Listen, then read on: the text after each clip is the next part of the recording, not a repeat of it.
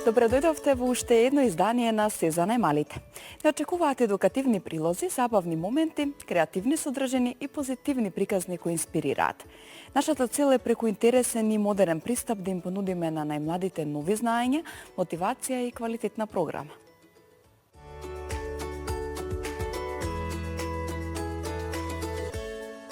Што најчесто ги предизвикува акните кај младите и како правилно да се негува кожата?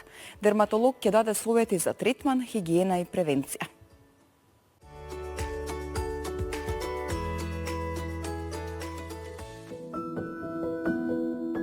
Генерално акнички кај дечињата гледаме може да се случат и во бебешка, во дојнечка возраст да се јават, тие се новороденички акни или инфантилни акни, каде што тоа е самоограничувачка состојба која што е моментално и многу набрзо поминува без никаква терапија, че нема потреба да се интервенира.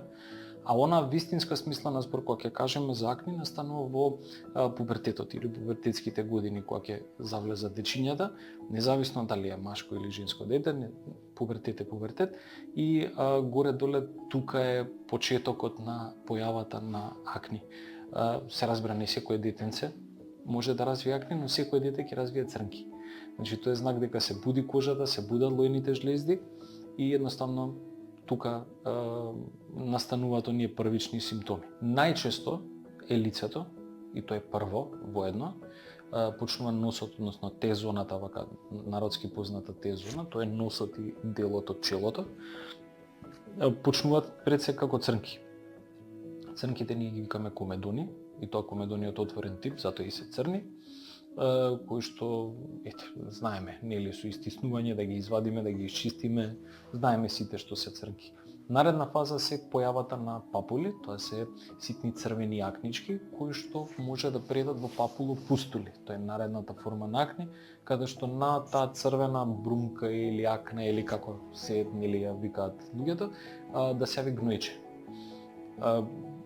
Дури во најраната фаза кога се само црнките, јас препорачувам да се добие совет, затоа што сепак постои нешто што може да се направи за да се спречи моментот да не прогредира во наредните фази, кои што веќе се и проблем за дечињата и за родителите во однос на самодовербата, во однос на другарчињата и слично. Па еве за сите родители кои што топрве ги чека пубертет кај своите дечиња да си добијат совет рано. Не треба кој знае што, почнуваме лесно како дерматолози, почнуваме со козметика, со навики, со генерални смерници. Не треба да се грижат апсолутно, а ако правиме мовет за некои потешки форми, тогаш колку повторно истата математика, колку порано толку подобро. Сум имал прилики да сведочам родители кои што со најдобри намери, нормално за своје дете станува збор, со најдобри намери да користат што им каже кој стигне, да читаат по социјални мрежи, да читаат по јалатки за вештачка интелигенција и до негде очекувано да не видат никаков резултат. Да беше така лесно сите ќе бевме доктори, нели? Меѓутоа за жал не, мора да се добие професионален совет. Тука е почетокот, а отпосле се во рацете на докторот и одредена доза на трпение кај родителите и кај тинеџерите, вака ќе ги кажеме. Еве еден совет што ќе го дам вака, ќе искористам платформата да кажам оваква. Значи може тие акнички да бидат прекривани, не е страшно. Меѓутоа тоа да не биде претирано, да не биде пречесто во однос на пудрите, коректорите и слично, може да биде прекриено лицето, меѓутоа тоа да не биде во ексцес, затоа што сепак постои еден момент кој што може да ги влоши акните ако пречесто ставаме камени, пудри или коректори, се јас не се разбирам до крај, меѓутоа знаат родителите, особено оние родители на женски деца, што значи тоа. Така да тоа е дозволено со усул, а за остатокот се разбира консултација со лекар. Исхраната е битен фактор, не е присуден. Пред се постојат две генерални смерници кои што ние ги даваме како совет на нашите пациенти. Тоа се типови фамилии на храни кои што гледаме да ги советуваме комплетно да ги избегнуваат. Пред се мисли на млечните производи, односно млечните масни киселини и на шекерите. Да, значи тоа се некои типови на храни кои што треба да бидат избегнувани и на кои што за среќа имаме алтернативи. Наместо да користиме млеко, ќе земеме млеко од бадем, соја, овес. Наместо бело сирење да биде урда или фета или моцарела. Исто така многу е битно да се каже дека и шеќерите се проблем, значи сладките, благото, чоколадите, да не биде тоа во ексцес. Не мора тоа да биде скрос на нула, меѓутоа да не биде во ексцес. Ние не советуваме да се излечи стресот, нели? Меѓутоа да се изменаџира правилно. Дали би било тоа преку спортска активност, дали било преку дружење поинтензивно, таков некој момент, затоа што не е само оние травматични моменти у животот, туку и спориот кумулиран стрес и така како влијае за овие состојби. Генерално не треба да се претирува со производи. Тоа е некој тренд кој што во скоро време го приметувам, каде што претерано многу се користат препарати кои што слушнал, кој видел, кај видел, и одеднаш имаш серум, лосион, гел за миење, една крема, втора, трета, рети. Не, значи тоа е пред се трошок, непотребен, финансиски, а од друга страна може да биде и обратен, значи може да биде и штетен за лицето на детето. Мојот совет е секогаш да се држи едноставно. Пред се мислам на да се има еден гел за миење, кој што е соодветен за тој тип на кожа, да се има една крема која што може да биде нокни или денска, во зависност пак од потребите на детето, да се има еден локален антибиотски препарат кој што би се борел против оние гнојанички, нели? И евентуално ако се користат поагресивни препарати, хидратација. Меѓутоа таа е под знак прашање, не е за секој. Значи keep it simple е формулата за успех, каде што и родителите и тинеџерите треба да се стремат да не користат многу препарати затоа што тоа не е здраво, а не е ни ефективно. Например, што значи природна козметика? Се разбира, не мислам на препарати кои што ги прави некој дома. Тоа не ми се допаѓа. Од друга страна, нешто ако е комерцијален препарат кој што во сви се продава по продавници, нема тука природно. Тоа е фабрички процес, тоа е индустријски процес. Значи, тие заблуди нека не паѓаат на тие заблуди родителите, затоа што често пати таа природна козметика се наплаќа дебело. Значи, не е се во тоа. Едноставно, мене ми објаснето во моите специјализантски денови клjuč брава систем. Значи, за секоја брава има еден клjuč. И секој пациент си е различен и секој пациент треба да има индивидуализиран пристап. Можеби на неговото другарче таа терапија не му одговара и користи нешто друго, но и обратното важи. Таа терапија другарчето не одговара за ова дете, нели? Затоа викаме доктор секогаш. Првиот контакт треба да е со доктор, да се даде смер. Фала му на Бога, барем до толку имаме опции кај нас, ако не помага една шема, ќе помогне друга, ќе ја најдеме, не е тоа проблем. Но нема обесхрабрување, не треба веднаш да се посегнува по природно, еден прави креми многу добри, не, затоа што тоа кај нас доста често пати знае да одмогне. Јас прегледот го вршам преку идентификување на типот на различните промени на лицето или различниот тип на акни што ги гледаме, да ги идентификуваме кои се и многу битно каде се. Затоа што ако имаме само на лице, тоа ми е добар прогностички знак. Меѓутоа, ако приметувам промени такви да ми се шират и по грбот, да ми се шират по градите, позади ушите, некојаш и на скалпот, тоа ше веќе малце посериозна проблематика, нели? Исто така, како што спомнав, битно ми е кој тип на акни ги има. Најчесто, кај вулгарната форма на акни, најчестата форма на акни, гледаме повеќе типови или плеоморфизам на лезии, на промени на акни. Имаме и гнојанички, имаме и само што се црвени, имаме и подкожни, имаме и црнки, значи тоа е на мешовита слика или у него викаат ноќно небо, каде што имаме повеќе варијанти. После тоа ми доаѓаат прашањата, значи доаѓа моментот кога што јас поставувам прашања кои што ми се мене од интерес. Пред се ме интересира навиките. Јас сум голем поборник на тоа да не се стискаме дома пред огледало, затоа што мислам дека е контрапродуктивно и така и се докажало во науката, во медицината. Сакам да знам за навиките на детето, значи кои се навиките, што се користи од препарати, колку време се користат и дали има некакви промени. се разбира, битно прашање ми е дали име и прва лекарска посета. Значи, дали прв пат биле доктори или биле и предходно, или што користеле, како користеле, значи тоа.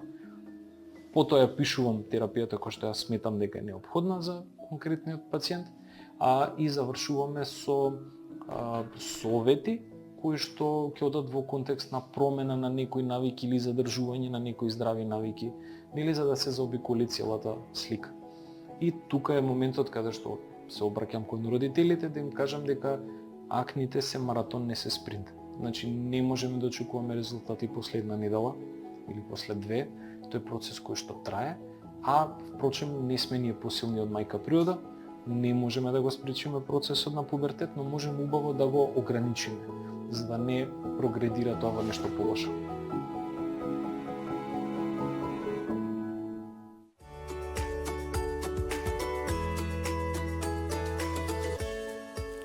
Ќе прошетаме низ светот на природата и животните и науката и ќе откриеме интересни факти кои ги привлекуваат децата и возрастните.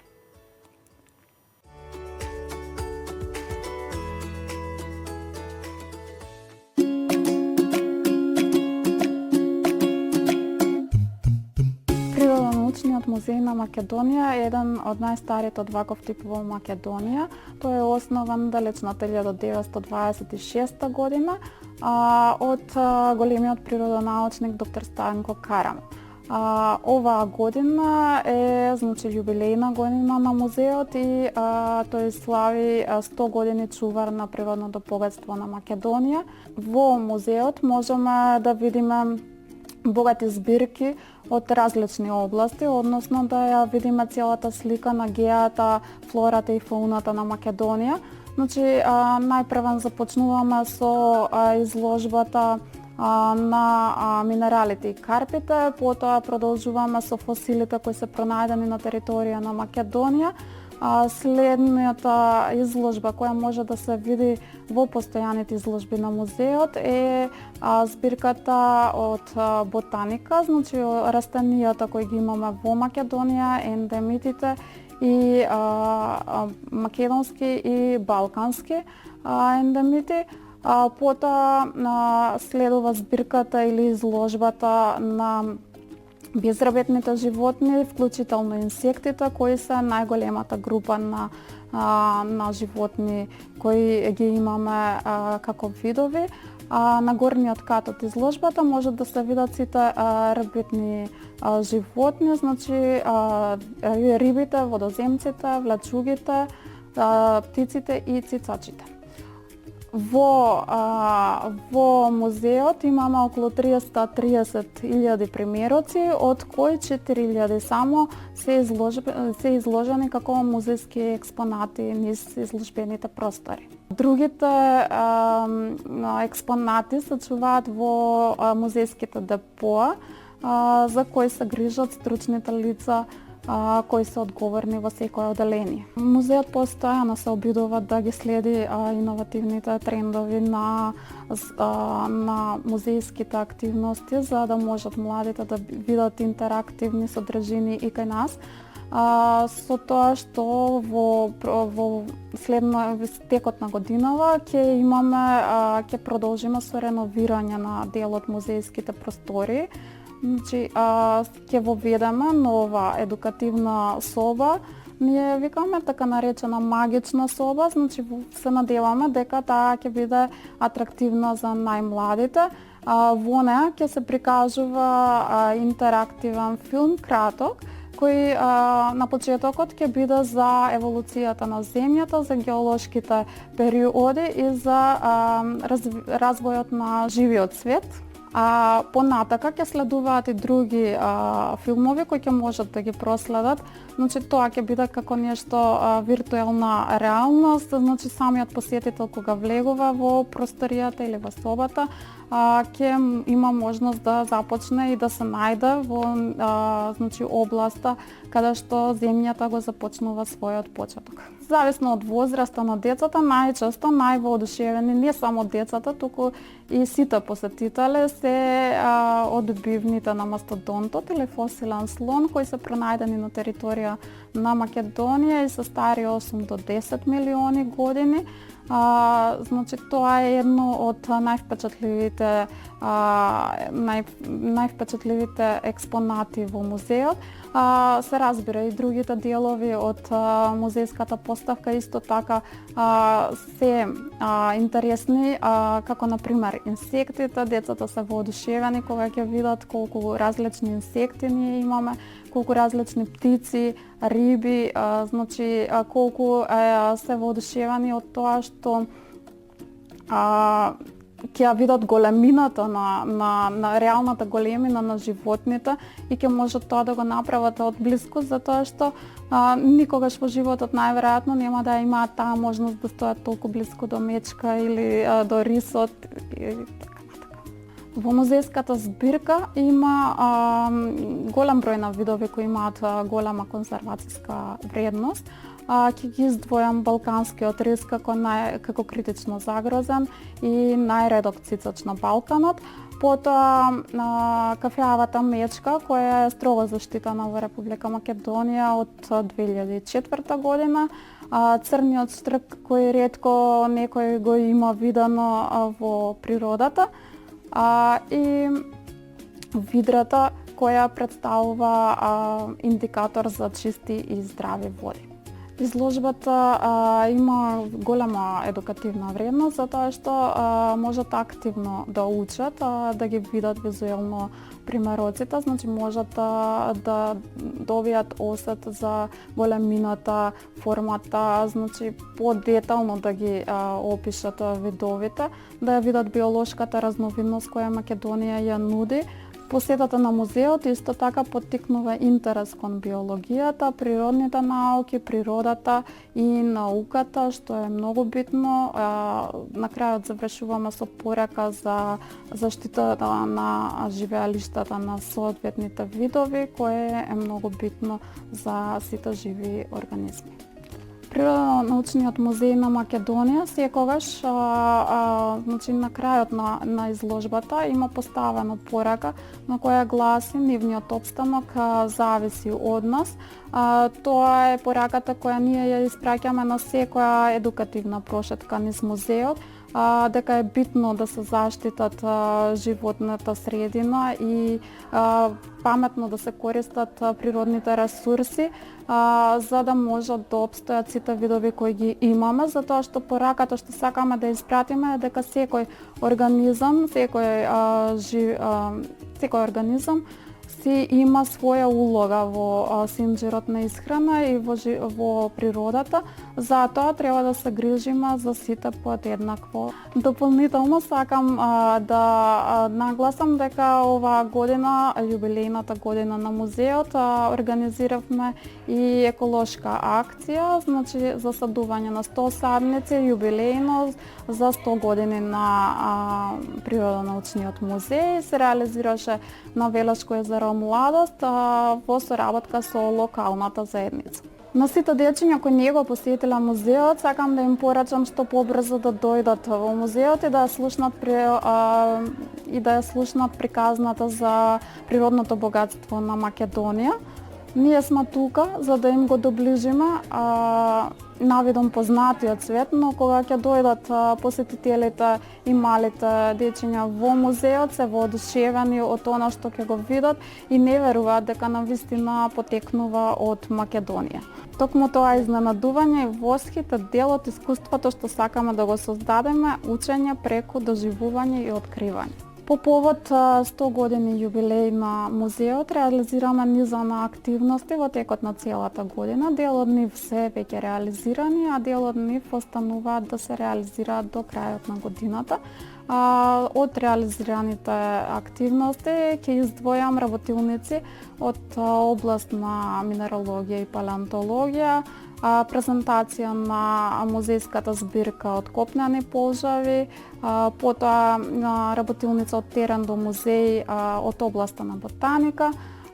Имавме работилница мали истражувачи по стапките на Станко Караман и многу други кои беа дел од првата етапа на работилници. Следни ќе следуваат во текот на втората школска година, на следната школска година на децата. Потоа имаме во ТЕК НИСЕ ликовна колонија, каде што дечињата од средните училишта можат да сликаат експонати од музеот и значи моментално исто така можат посетителите да ја погледнат изложбата за балканскиот рез, која е изложена низ просториите на музеот, кои се направени, значи реални фотографии, направени со фотозамки низ шумите на Македонија, во соработка со Македонското еколошко друштво.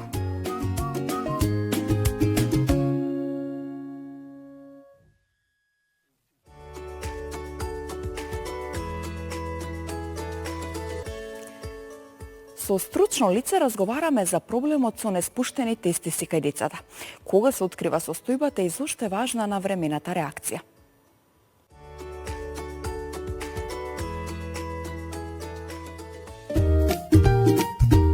Неспуштените тестиси представуваат состојба кај која едниот или двата тестиси не се спуштиле во скротумот пред раѓањето или кратко по него. Тоа е една од почестите состојби кај машките новороденчиња и во најголем број случаи се открива уште во првите месеци од животот.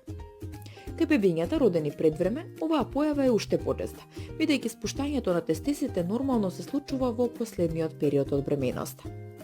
Иако самото име може да звучи загрижувачки за родителите, важно е да се знае дека ова е добро позната состојба во медицината и дека постојат јасни начини на следење и лекување.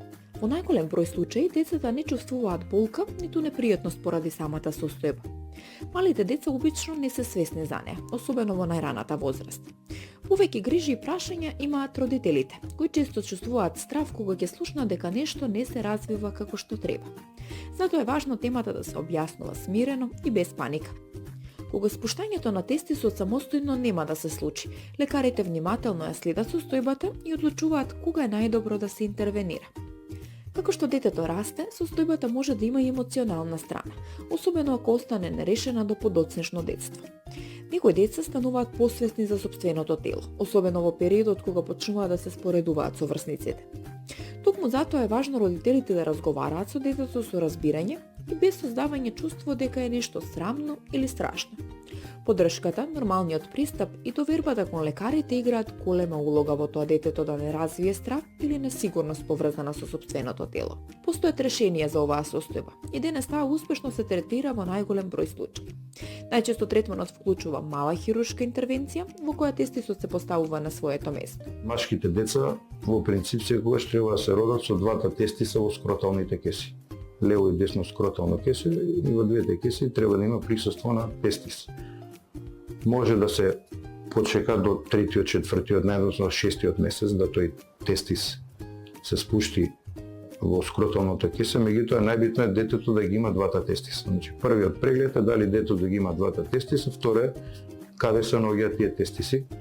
Ова го кажам затоа што многу ретко некогаш може машко дете да се роди без еден тестис, тоа е состојба на агенезија, кога тестис нема, го има само едниот тестис.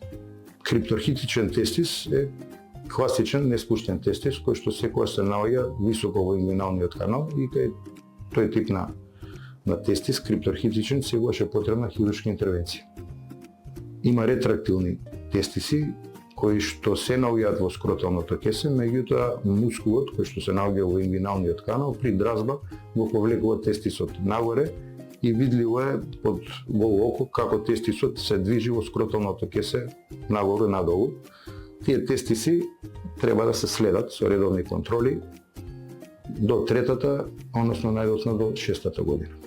Најкомплицирана состојба кај неспуштен тестис е ако се случи торзија на тој неспуштен тестис, односно увртување околу васкуларната петалка и веќе тука имаме индикација за итна хируршка интервенција во наредните 6 до 12 часа, затоа што ако не се препознае таквата состојба, дека се работи за торзија на тестисот во наредните 6 до 12 часа, веќе тој тестис може да биде во исхемија, односно да не биде функционален, а после 24 часа ако се направи хируршката интервенција, тогаш најчесто тој тестис се отстранува, не се спушти, не се фиксира затоа што тој тестис не е жив. Состојба на торзија на тестиси која се манифестира со силна болка. Поголемо дете ќе покаже каде му е болката. Ако се пипне делот кај што е тестисот е многу тврд и уште посилно се потенцира болката и тогаш родителите треба веднаш да го несат детето кај детски хирург или кај педијатар. Кај крипторхитичен тестис, хируршката интервенција по новите протоколи треба да се изведе помеѓу 6-тиот месец и 12-тиот месец, крајот на првата година, затоа што статистички секоја наредна година функцијата на тестисот се оштетува за 10% годишно.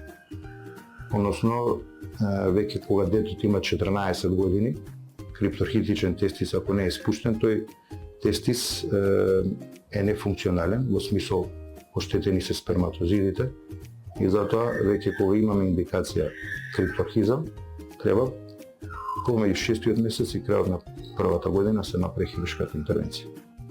Операцијата е рутинска и се изведува многу често широм светот со добри резултати. Целта е не само правилен физички развој, туку и намалување на можните ризици во иднина. Колку порано состојбата се следи и решава кога е потребно, толку се подобри шансите за нормален развој. Важно е да се нагласи дека неспуштените тестиси не значат дека детето нема да има нормален живот. Со навремена грижа, следење и соодветен третман, повеќето деца растат и се развиваат без поголеми последици. Денес медицината има многу искуство со оваа состојба и родителите не треба да се чувствуваат безпомошно или виновно. Најважно е проблемот да не се игнорира, туку мирно и одговорно да се следи со помош на стручни лица. Неспуштените тестиси се релативно честа состојба кај машките деца. И иако може да предизвика загриженост кај семејството, во најголем број случаи успешно се решава. Најважни се раното препознавање, редовните контроли и довербата во медицинскиот тим. Децата најчесто не ја доживуваат состојбата како сериозен проблем, особено кога имаат поддршка и разбирање од родителите. Со современите методи на лекување, најголемиот дел од децата продолжуваат да растат здраво, нормално и без ограничувања, што им дава сигурност и на семејствата и на самите деца.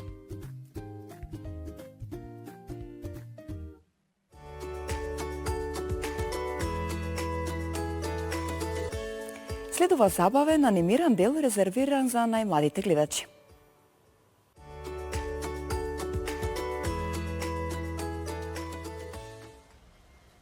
Морскиот звер е анимиран филм кој успева истовремено да биде голема авантура, емотивна приказна и приказна со силна порака за тоа како луѓето често се плашат од она што не го разбираат. Дејството се одвива во свет во кој морските чудовишта со генерации се сметаат за најголема закана, а ловците на чудовишта се славени како херои. Во центарот на приказната е искусниот ловец Џејкоб Холанд, чиј живот се минува кога на неговиот брод тајно се качува малото девојче Мейси. Нивното патување постепено открива дека вистината не е секогаш онаква каква што ја раскажуваат приказните и легендите. Овој филм вреди да се погледне затоа што не е само уште една детска авантура со бркање и битки, туку приказна што отвара важни теми на начин разбирлив и за децата и за возрастните. Анимацијата е спектакуларна, особено сцените на отворено море, огромните бранови и дизајнот на морските суштества. Децата може да научат дека не треба веднаш да осудуваат некого затоа што изгледа различно или затоа што другите велат дека е опасен. Морското чудовиште во приказната постепено станува символ за сите оние што неправедно се етикетирани и неразбрани. Тоа е многу важна лекција за емпатија, прифаќање и размислување со своја глава. Филмот исто така зборува за храброст, но не само за физичка храброст. Вистинската храброст во приказната е способноста да се препознае дека може би си грешил и да се застане зад вистината, дури и кога сите други веруваат во нешто спротивно. Мези е прекрасен пример за детски лик кој е љубопитен, искрен и доволно храбар да поставува прашања што возрастните одамна престанале да ги поставуваат. За децата е возбудлива морската авантура со огромни суштества и херои, а за возрастните е приказна за прерасуди, политика, манипулација со вистината и потребата луѓето да размислуваат критички. Токму затоа филмот остава впечаток и по завршувањето. Не само затоа што е визуелно прекрасен, туку затоа што носи искрена и важна порака за разбирањето, добрината и храброста да се гледа подлабоко од првиот впечаток.